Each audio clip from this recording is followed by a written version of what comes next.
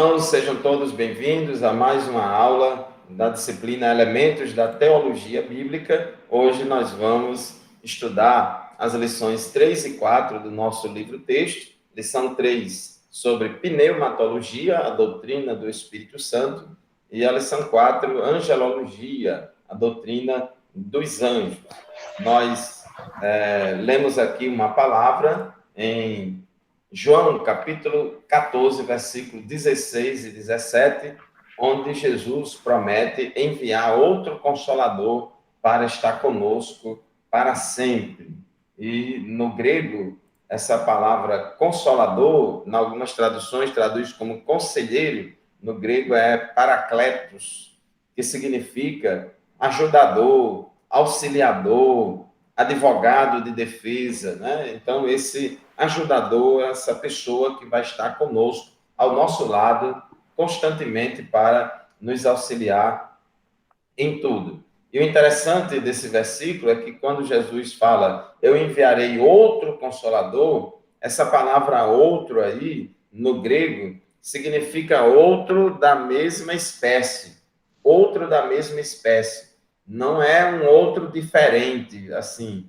Não é um outro de natureza diferente, é um outro da mesma espécie, justamente porque o Espírito Santo é uma das pessoas divinas, né? Uma das pessoas da Trindade, assim como o Pai e Jesus. Então, ele prometeu enviar este Consolador, o Espírito da Verdade, que estará conosco, estará em nós. Então, nós vamos estudar na nossa lição 6 textos que falam sobre a doutrina do Espírito Santo.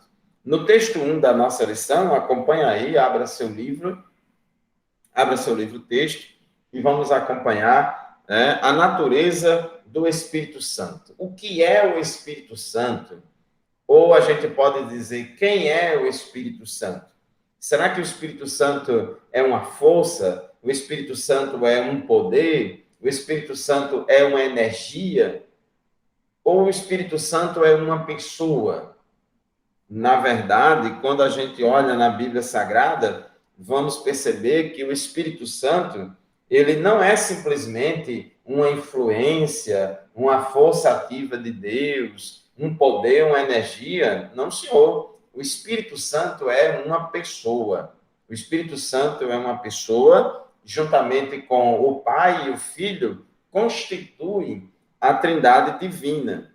E esse título consolador que Jesus atribui ao Espírito Santo não pode ser atribuído a nenhuma influência ou força impessoal e abstrato, porque o consolador ou ajudador ou auxiliador só pode ser uma pessoa ajudando a outra pessoa. Então, nós vemos a presença do Espírito Santo atuando juntamente com, por exemplo, a Trindade. Mateus, capítulo 28, versículo 19, na fórmula batismal, Jesus disse, batizando-os em nome do Pai e do Filho e do Espírito Santo. Então, em nome, só pode ser em nome de uma pessoa, em nome da pessoa do Pai, em nome da pessoa do Filho, em nome da pessoa do Espírito Santo. Se o Espírito Santo fosse apenas um poder, uma força, jamais Jesus teria dito, em nome de uma força, em nome de uma influência. Não, em nome de uma pessoa. Então, o Espírito Santo é uma pessoa. Inclusive, Paulo usa o nome do Espírito Santo também na bênção apostólica. A bênção apostólica que os pastores dão no final dos cultos, ele, na verdade, é um versículo. 2 Coríntios 13, 13. 2 Coríntios 13, 13 é o versículo da bênção apostólica. Então, a graça do Senhor Jesus Cristo, o amor de Deus e a comunhão, ou a consolação do Espírito Santo. Então, tudo isso mostra que o Espírito Santo é uma pessoa, ele tem atributos pessoais, de personalidade. Então, ele pensa, ele tem vontade, o Espírito Santo revela, o Espírito Santo ensina, o Espírito Santo testifica de Jesus, o Espírito Santo comanda, ele tem vontade própria, é soberano, ele decide.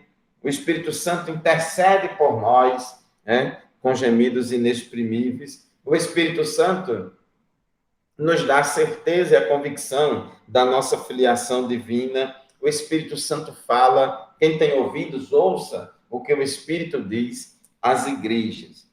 Então, o Espírito Santo, ele é uma pessoa. Inclusive, alguém pode até cometer o pecado de blasfêmia contra o Espírito Santo. Tudo isso aí são, vamos dizer assim, provas bíblicas de que o Espírito Santo é uma pessoa e não uma energia, um poder. Às vezes a pessoa diz, quem é o Espírito Santo? A pessoa diz, não, o Espírito Santo é poder, o Espírito Santo é força.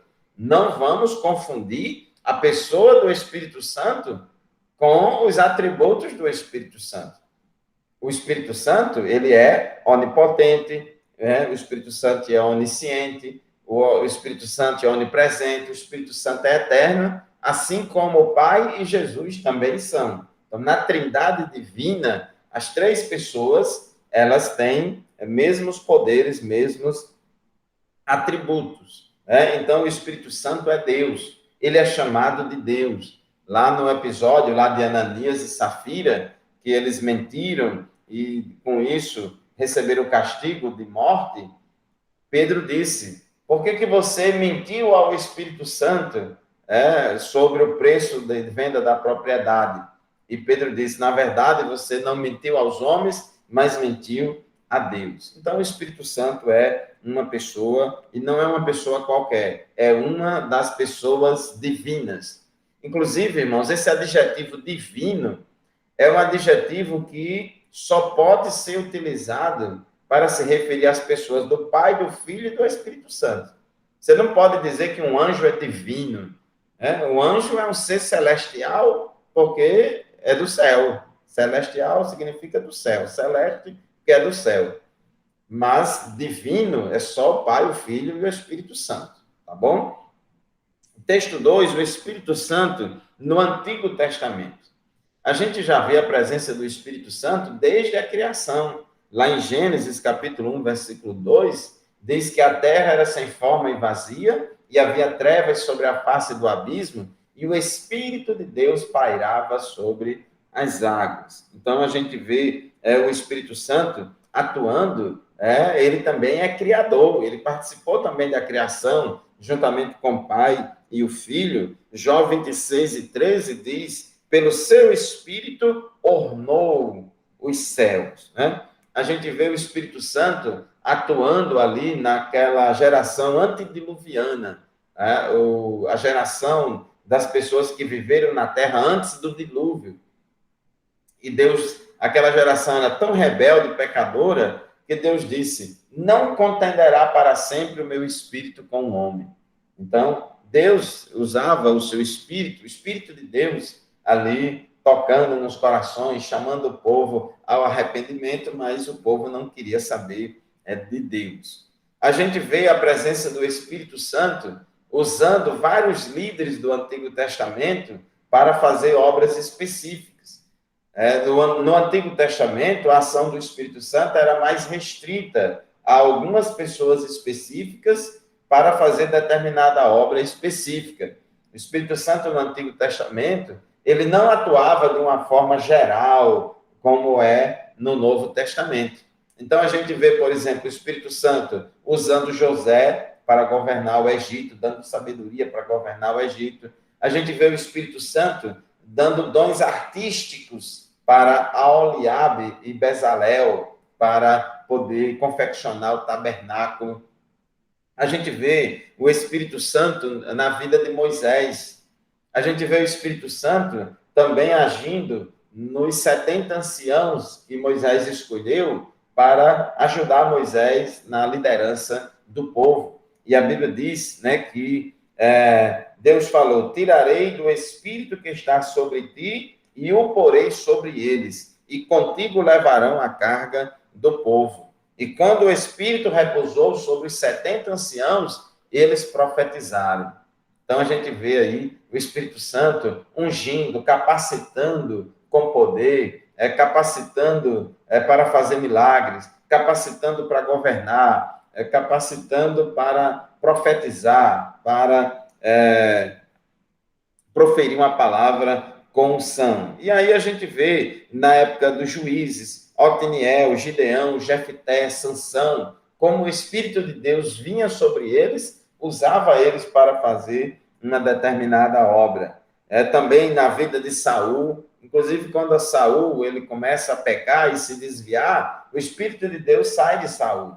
Mas no início, o Espírito de Deus começou a usar Saul, e Saul profetizou, né? O Espírito de Deus capacitou Saul para ser rei. Mas, infelizmente, Saul se desviou, o Espírito Santo saiu dele. E quando Davi foi ungido rei, a Bíblia diz que o Espírito de Deus passou a se apossar de Davi. Então, a gente vê a atuação do Espírito Santo na vida de homens e mulheres de Deus do Antigo Testamento, na vida dos profetas, das profetisas do Antigo Testamento, para revelar a palavra de Deus. Quando os profetas diziam, assim diz o Senhor, eles estavam falando inspirados pelo Espírito Santo. Então, tanto os profetas canônicos, que são aqueles que escreveram livros da Bíblia, como os não canônicos, eram usados pelo Espírito Santo de Deus. Agora, lá no Velho Testamento, tinha a promessa do envio do Espírito Santo para atuar no Novo Testamento de uma forma muito mais abundante, né? De uma forma muito mais abundante.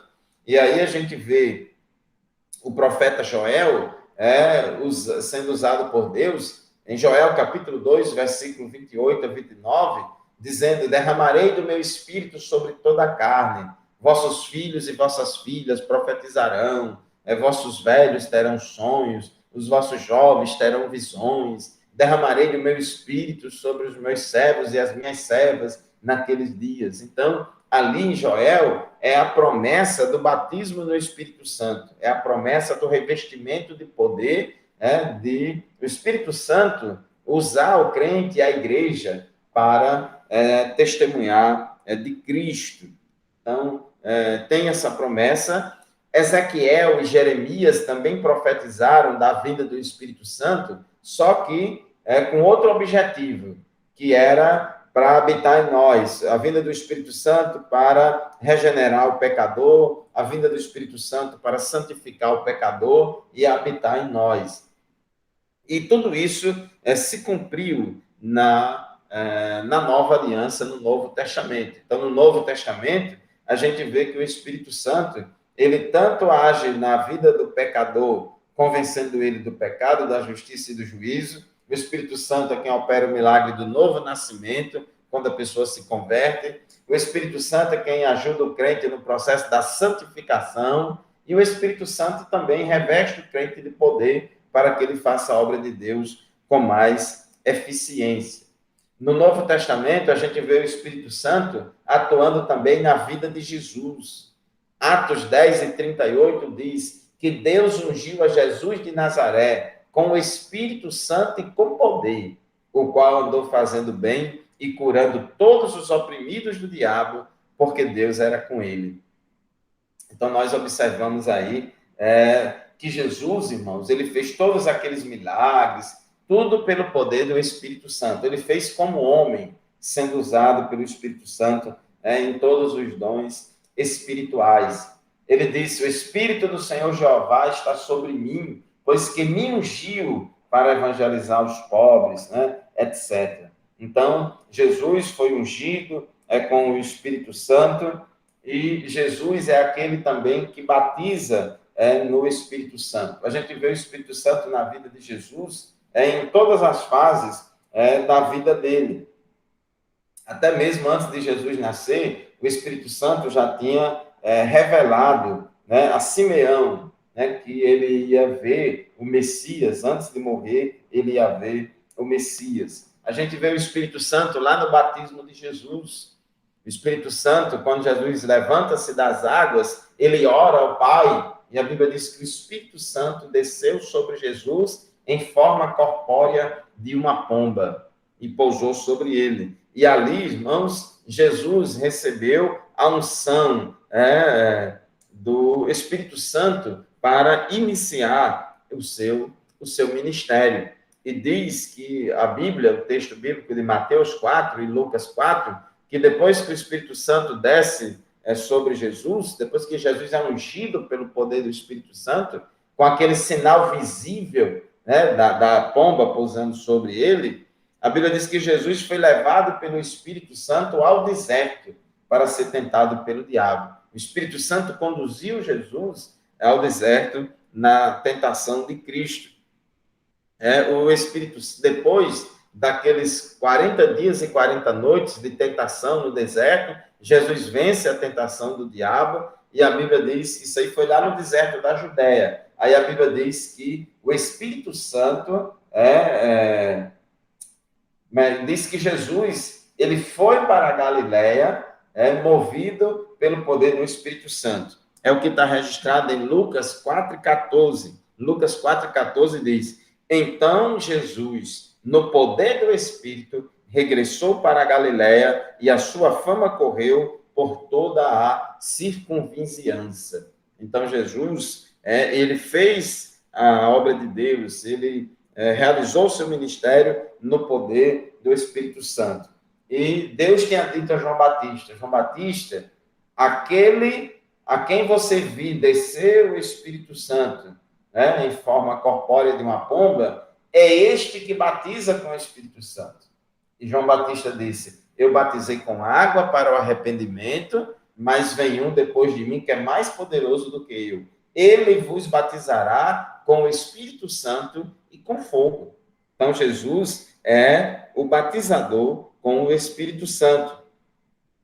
Quem batiza com o Espírito Santo não é o Espírito Santo. Quem batiza com o Espírito Santo é Jesus, porque Jesus é quem concede o Espírito Santo. Inclusive, lá no dia de Pentecostes, Pedro, ele se levantou lá no seu discurso e disse, falando a respeito de Jesus, Pedro disse: exaltado, pois, à destra de Deus, tendo recebido do Pai a promessa do Espírito Santo, derramou isto que vedes e ouvis. Então, foi Jesus que derramou o poder pentecostal ali no dia de Pentecostes, e segundo Atos 2 e 4, diz que todos foram cheios do Espírito Santo e começaram a falar noutras línguas, conforme o Espírito Santo lhes concedia que falassem. Então, o Espírito Santo participou do ministério de Jesus, do ministério da igreja. Alguém tem alguma pergunta, tem alguma dúvida, um comentário até aqui? Pode ficar à vontade.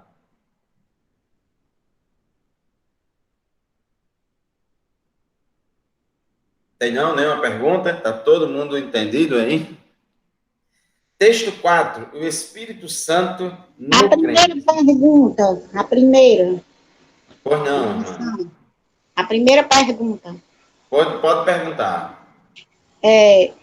Qual a primeira evidência física do Pentecoste dentro da doutrina do Espírito Santo? Irmãos, isso aí é uma pergunta do questionário, não, né? Não, é da prova. Sim, da prova. Veja bem, irmãos, a evidência física inicial do batismo no Espírito Santo é o falar em línguas estranhas. As línguas estranhas são a evidência física inicial do batismo no Espírito Santo. Conforme Atos 2 e 4, conforme Atos 10, 44 a 46 e conforme Atos 19 e 6. Isso. Está respondida? Tá, obrigada, porque eu entrei um pouquinho atrasada, podia você já ter explicado. Ok, ainda não, essa parte ainda não. Então, irmãos, o Espírito Santo, ele age na vida das pessoas, primeiramente, convencendo o pecador do pecado, da justiça e do juízo, habilitando a entender, a compreender o Evangelho. E aí, quando essa pessoa se converte a Cristo, o Espírito Santo realiza na vida do pecador o milagre do novo nascimento, a transformação do novo nascimento. Então, esse pecador é transformado. E a Bíblia diz lá em Filipenses 1,6, aquele que em vós começou boa obra, aperfeiçoará. E o Espírito Santo continua agindo na vida do crente, agora na santificação. O processo de santificação do crente é um processo contínuo, progressivo, que só vai terminar quando o crente entrar no céu. Enquanto a gente estiver aqui na terra, a gente tem que, como diz a Bíblia, andar no Espírito, viver no Espírito e ser guiado pelo Espírito. O processo de santificação progressiva é uma obra cooperativa entre Deus, entre o Espírito Santo e o crente. O Espírito Santo não santifica ninguém à força. A gente tem que dar lugar ao Espírito Santo de Deus no processo da santificação.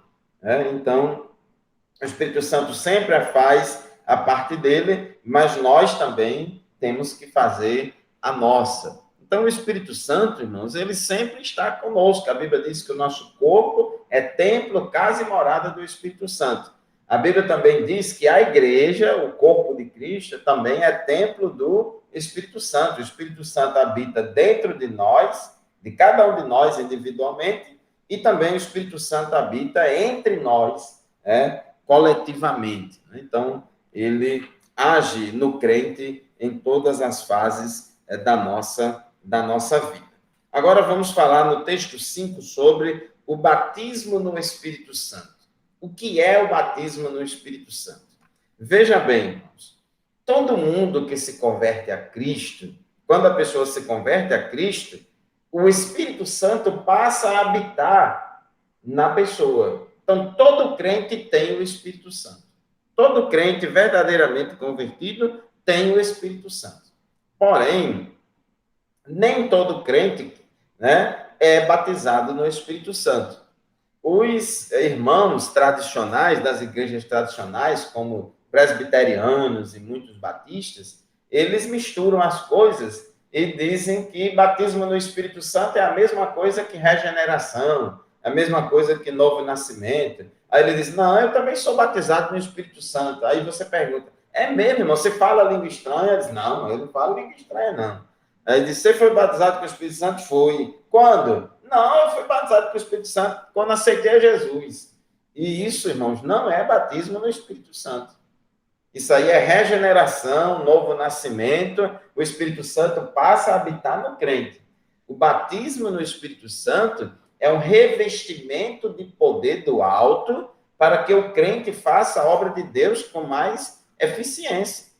Jesus, quando ressuscitou, ele lá em Lucas 24, 49, em 24, 47, Jesus disse, olha, vocês vão por todo canto, vai em todo mundo, prega o arrependimento, a remissão de pecados, vão pregar o evangelho, vão ganhar almas.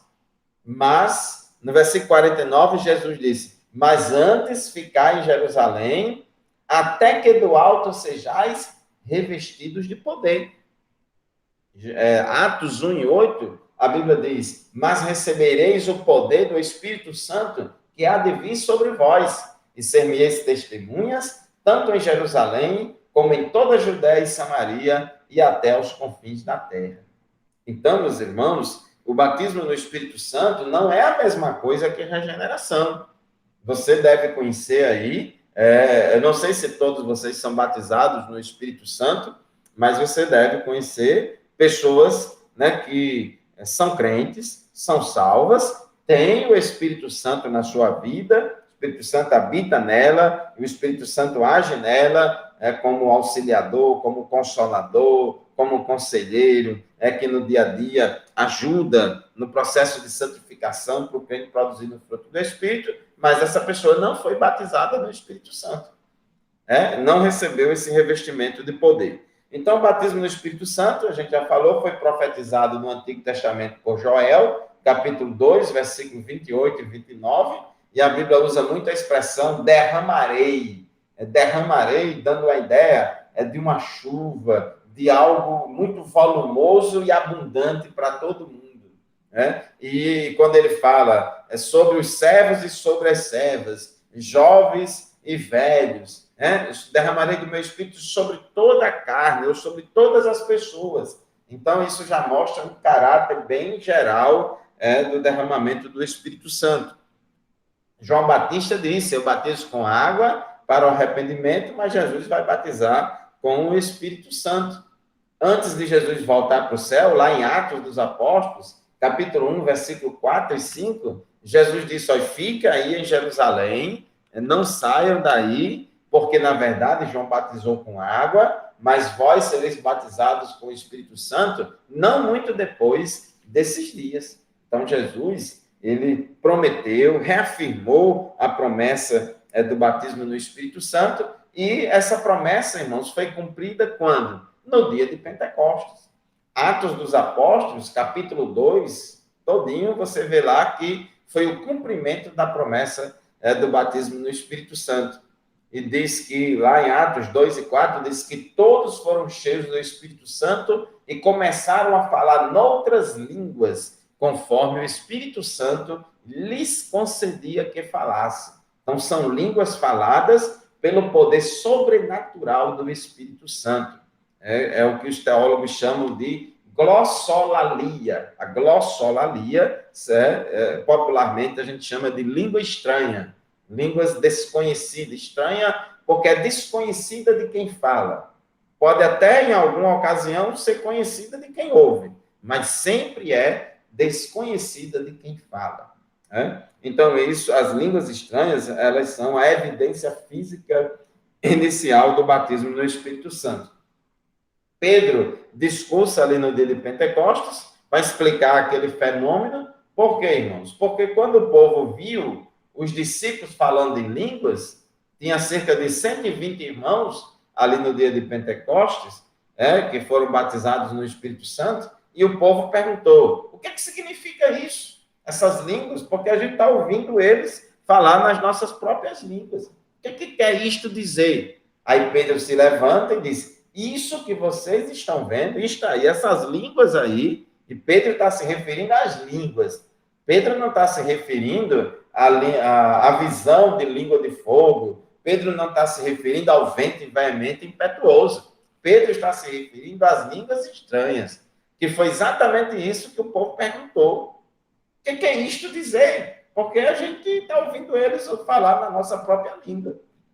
Então, Pedro disse, isso que vocês estão vendo é o que foi dito pelo profeta Joel. Aí Pedro cita a profecia de Joel, explica tudo aquilo ali que está acontecendo, que não é um fenômeno qualquer, mas foi prometido e profetizado anteriormente. E Pedro, no final, Atos 2, 38 e 39, ele diz, porque a promessa vos diz respeito a vós, a vossos filhos e a todos os que estão longe, e a tantos quantos Deus, nosso Senhor, chamar.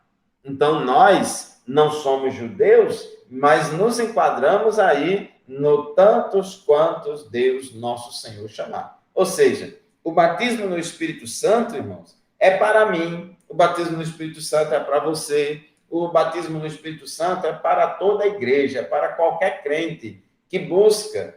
Jesus falou, ora, se vós que sois maus sabeis dar boas dádivas aos vossos filhos, quanto mais o Pai Celestial dará o Espírito Santo àqueles que lhes obedecem. Então, a promessa é para toda a igreja. E o propósito do batismo no Espírito Santo está lá em Atos 1 e 8.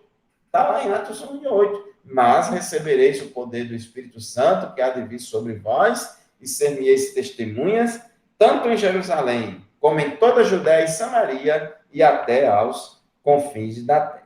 Amém, meus irmãos? Alguma pergunta sobre batismo no Espírito Santo? Amém, pastor. Vou fazer uma pergunta ao senhor. Pois não. Quer dizer, mas se não for batizado, não interfere na salvação, não, né? Não, interfere não. Batismo no Espírito Santo é só para quem já é salvo. O irmão, o crente, o crente é salvo, ele já tem o Espírito Santo de Deus na vida dele, ele já tem o Espírito Santo de Deus na vida dele, como consolador, conselheiro, auxiliador.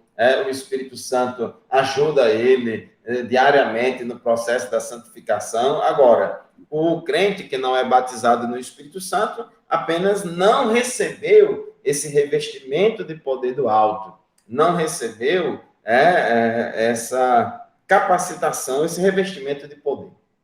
Amém. Ok? Os dons do Espírito Santo, texto 6, os dons do Espírito Santo. Irmãos, os dons do Espírito Santo, eles estão listados em 1 aos Coríntios, capítulo 12, versículo de 8 a 10. 1 aos Coríntios, capítulo 12, versículo de 8 a 10, e são 9 os dons espirituais, ou dons do Espírito Santo, que Paulo lista.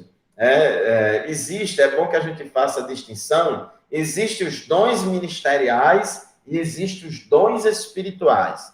Os dons ministeriais, irmãos, são aqueles 5 lá de Efésios 4 e 11, são dons ministeriais de liderança, apóstolo, profeta, evangelista, pastor e mestre. São dons espirituais de liderança, são homens dons, né? São homens que Deus chama, vocaciona e dá à igreja, para liderar a igreja. Mas existe também outros dons ministeriais.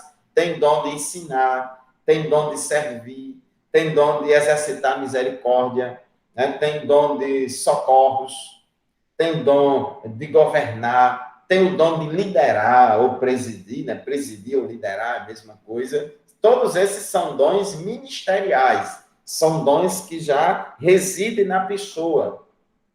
Agora, irmãos, existe uma categoria de dons especial que são os 9 dons espirituais, conforme 1 Coríntios capítulo 12 e capítulo 14, porque esses dons, esses 9 dons espirituais, lá em 1 Coríntios 12, diz que são manifestações do Espírito Santo em crentes. Diz lá, mas a manifestação do Espírito é dada a cada um para o que quer. Se eu, por exemplo, tiver o dom de pastor, eu vou ser pastor todo dia, toda hora, e posso exercer o meu dom de pastor em qualquer hora, em qualquer lugar, conforme a minha vontade. Porque é um dom residente em mim. Agora, o dom de profecia, por exemplo. A profecia é um dos 9 dons espirituais. Aí, irmãos, eu não posso profetizar no dia que eu quero, não. Eu não posso profetizar na hora que quero, não. Eu não posso fabricar profecia para ninguém, não. Os dons espirituais são manifestações do Espírito Santo em crente. E o Espírito Santo se manifesta no dia que ele quiser, na hora que ele quiser, do jeito que ele quiser, para quem ele quiser, para fazer o que ele quiser. Não está no nosso governo dizer quando Deus vai usar a gente ou não. Tá certo? Então, esses 9 dons espirituais são classificados em 3 grupos. Os dons de revelação são palavra de sabedoria, palavra de conhecimento e discernimento de espírito. Palavra de sabedoria, irmãos, vamos dizer assim, você não confunda isso com sabedoria que você adquire na vida. Não, palavra de sabedoria é quando você está numa situação muito difícil, tipo assim, num beco sem saída, você precisa sair, precisa de uma palavra naquele momento para sair daquela situação difícil e Deus dá aquela palavra na hora, como deu a Jesus. Os mestres da lei foram querer, vamos dizer assim, confundir Jesus e acusar Jesus, pegar Jesus lá numa pegadinha, e disse, é lícito pagar imposto a César? E conforme a resposta de Jesus, ele já queria incriminar Jesus de todo jeito. Achava que Jesus não tinha saída nenhuma. Aí Jesus foi usado pelo Espírito Santo no dom da palavra de sabedoria e disse, dai a César o que é de César e a Deus o que é de Deus. Com essa palavra, Jesus calou a boca de todo mundo. Então, dom de palavra de sabedoria. Palavra de conhecimento é o quê, irmãos? É o irmão que conhece muito a Bíblia, aí ensina e prega e você conheceu? Não. Palavra de conhecimento é popularmente conhecido por nós como dom de revelação. Dom de revelação é a mesma coisa de palavra de conhecimento. É uma palavra que Deus dá ao crente, revelando algo que seria impossível de você saber ou conhecer por meios naturais, somente por revelação do Espírito Santo. E o dom de discernimento de espírito é também um dom que o Espírito Santo dá ao crente para que ele possa identificar a origem das manifestações espirituais, se vem do homem, se vem do diabo ou se vem do Espírito de Deus. Porque existem muitas manifestações por aí e a gente não pode achar que tudo é de Deus, não, viu? Então, a Bíblia diz, provai os espíritos para saber se são de Deus ou não, porque muitos enganadores já se levantaram no mundo. Então, o dom de discernimento de espírito é uma revelação que Deus dá ao crente naquela ocasião específica para ele identificar a origem daquela manifestação espiritual, para saber se é da carne, se é do diabo ou se é de Deus. E se não fosse através desse dom, ele não teria condição de saber de forma alguma. Tudo é sobrenatural. Os dons de alocução, ou dons de elocução, eu acho que a palavra mais adequada, essa que está aqui no livro, alocução, são dons que se manifestam através da voz, da palavra. Tem que abrir a boca. Tem que abrir a boca, é a palavra. O primeiro aqui é o dom de profecia. O dom de profecia, irmãos, é aquela palavra inspirada que Deus dá ao crente em determinada ocasião. É o dom, vamos dizer assim, um dos dons mais conhecidos. Dos 9 dons espirituais, profecia e línguas estranhas, ou variedade de línguas, são os 2 dons, por exemplo, mais utilizados lá na igreja de Corinto, e por isso que Paulo fala muito deles 2, lá em 1 Coríntios, capítulo 14. Então, o dom de profecia, irmãos, quando a pessoa está profetizando, ela está transmitindo ao povo, ou a alguém em particular, uma mensagem que recebeu de Deus. Quando a pessoa está profetizando, a pessoa não está possessa do Espírito Santo, não. A pessoa, ela recebeu uma mensagem de Deus, foi como diz a Bíblia, se a algum for revelado alguma coisa, então Deus revela à pessoa a mensagem, a ser destinada a fulano, a Beltrano, ou à igreja, ou ao povo, ou a um determinado grupo. E aí a pessoa vai transmiti-la. O recebimento da mensagem é sobrenatural. A comunicação da mensagem de Deus para o profeta é sobrenatural. Agora, a transmissão ou a entrega da mensagem do profeta para o povo, do profeta para o destinatário, essa transmissão é natural. Mesmo que o profeta diz, eis que eu sou Deus, que falo contigo, mas não é Deus que está falando, não, irmãos, é o irmão, é a irmã que está profetizando. Ela está falando em nome de Deus, mas é ela que fala com a boca dela. Ela fala com a boca dela, ela fala com o vocabulário dela, com o português dela, enfim, é ela quem está falando. Ela, quando está falando, ela sabe o que está fazendo. Ela não está possessa do Espírito Santo. E a Bíblia diz que o espírito dos profetas está sujeito ao profeta. Então, a pessoa não tem esse negócio, não sei me controlar, o Espírito Santo foi quem tomou minha língua. Não, a sua língua é sua, você fala quando quiser e fica calado quando quiser. Inclusive, a Bíblia diz, profetize 2 ou 3, e os outros julguem. Se alguém estiver profetizando e for a outro revelado outra coisa, cale-se o primeiro, todos podereis profetizar, um após o outro, para que haja decência e ordem, certo? O dom de variedade de línguas é o dom popularmente conhecido por nós de dom de línguas, Dom de línguas, porque existe, tudo é glossolalia, tudo é língua estranha ou glossolalia. Só que existe as línguas estranhas como evidência do batismo no Espírito Santo e existe as línguas estranhas como dom de variedade de línguas. Então, quando a pessoa é batizada no Espírito Santo, ela fala em línguas pela primeira vez, como um sinal, como uma evidência, um sinal, uma prova de que alguém foi batizado no Espírito Santo. Geralmente, normalmente, essas pessoas que foram batizadas no Espírito Santo continuam falando línguas estranhas. Quase sempre é assim. Quase sempre é assim. Agora, às vezes, acontece de pessoas que foram batizadas no Espírito Santo, falaram línguas só nesse dia, mas nunca mais falaram. Então, é bom que busque a Deus, o dom de variedade de línguas, que busca a Deus falar em línguas estranhas. Quando a gente fala em línguas, quando a gente manifesta o dom de variedade de línguas, toda vez que falamos em línguas, estamos evidenciando que estamos cheios do Espírito Santo. E a interpretação das línguas é equivalente à profecia. A Bíblia diz que aquele que fala em línguas, ore para que também possa interpretar, né? E aqui, irmãos, eu faço uma distinção também. Tem as línguas estranhas devocionais e tem as línguas estranhas congregacionais. O que são as línguas estranhas devocionais? É aquela língua estranha que você fala que não tem uma interpretação para ninguém. É a língua estranha que você fala em espírito, fala em mistério com Deus. Ninguém lhe entende. Só Deus é que entende. Você fala com Deus em mistério, em espírito. E a Bíblia diz que quem ora em língua, ora bem.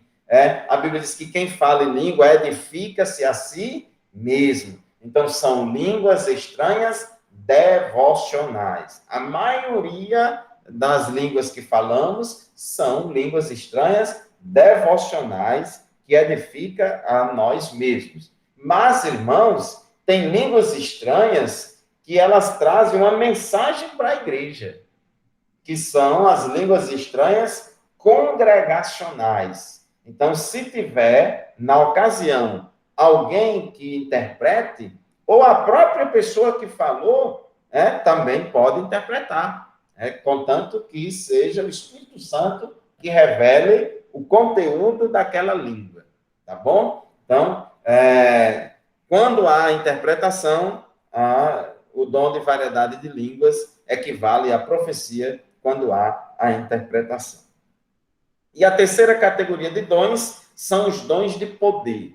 Os dons de poder é o dom da fé, dons de cura e dons de operações de milagres. Esse dom da fé, irmãos, é diferente da fé para a salvação. A fé como dom é diferente da fé, que você vai crescendo na fé, que Deus acrescenta a fé. Então, essa fé como um dom é uma fé sobrenatural que Deus dá naquela ocasião específica. É como a mulher Ciro-Fenícia, que estava lá pedindo para Jesus curar a filha dela, que estava endemoniada, e Jesus disse, não é lícito pegar o pão dos filhos e dar aos cachorrinhos e tal, mas ela insistiu e tal, ele se agarrou mesmo com Jesus, e Jesus disse, mulher, grande é a tua fé. O centurião lá de Cafarnaum disse, Jesus, diz apenas uma palavra que o meu criado sarará. E Jesus disse a ele, nem mesmo em Israel eu achei tanta fé. Então, a fé daquele centurião, a fé da mulher Ciro-Fenícia, foi uma fé pontual, que Deus deu naquele momento, naquela hora específica, para realizar um milagre. Não significa que no outro dia você tem a mesma fé, não. Não significa que no outro dia, daqui a 30 minutos, você vai estar com a mesma fé e vai fazer outro milagre. Não. É uma fé que vem na hora, que o Espírito Santo dá na hora, essa fé sobrenatural. Então, isso é o dom da fé. É uma fé especial que o crente recebe em uma ocasião específica, imprevisível. Só Deus é quem sabe, quando vai dar aquela fé para a gente. E naquela fé, a gente realiza algo extraordinário para a glória de Deus. Tem os dons de curar, a palavra aí aparece na Bíblia no plural, dons, então significa que existe diferentes dons de curas, ou curas de diferentes enfermidades, ou cura de enfermidades de diferentes origens. Você sabe que tem enfermidade de origem física, orgânica, tem fisiológica, enfermidade emocional, tem doença psicológica, doença psiquiátrica, doença psicossomática, doença causada por vírus, doença causada por fungo, doença causada por bactéria, tem doença genética que já está no sangue, já nasce com isso, já está no DNA. Tem muitos tipos de doença, inclusive doença de origem demoníaca. Também tem demônios também que colocam doença, enfermidade em pessoas.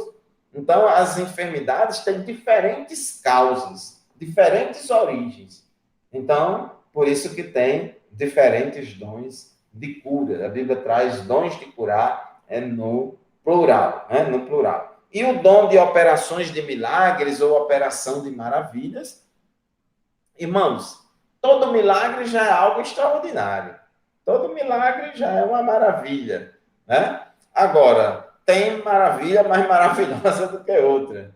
Tem milagre mais extraordinário do que outro ainda. A Bíblia diz lá em Efésios, capítulo 19, que Deus, pelas mãos de Paulo, fazia maravilhas extraordinárias, né? Então, o dom de operação de maravilhas são milagres que chamam muito a atenção. São milagres que têm um impacto muito grande na vida das pessoas. Parece até que, tipo assim, é um milagre mais difícil do que outro, na nossa visão, viu, irmãos? Do ponto de vista de Deus, todos os milagres, vamos dizer assim, têm a mesma facilidade. Deus não tem mais dificuldade para realizar um milagre do que outro, não. Porque para Deus tudo é possível. Ele é o Todo-Poderoso. Agora, para nós, seres humanos, tem problemas mais difíceis do que outros. Para nós, seres humanos, tem milagre mais difícil do que outros. Então, a operação de maravilhas são milagres extraordinários, né, que Deus faz. Repreender o mar, repreender a tempestade, andar por cima das águas, curar os enfermos, só o povo passando pela sombra de Pedro, os lenços e aventais de uso pessoal de Saulo, passava nas pessoas, as pessoas eram curadas. São coisas extraordinárias, foge totalmente o esperado e o padrão de qualquer coisa, tá bom? Alguma pergunta, irmão, sobre a lição 3?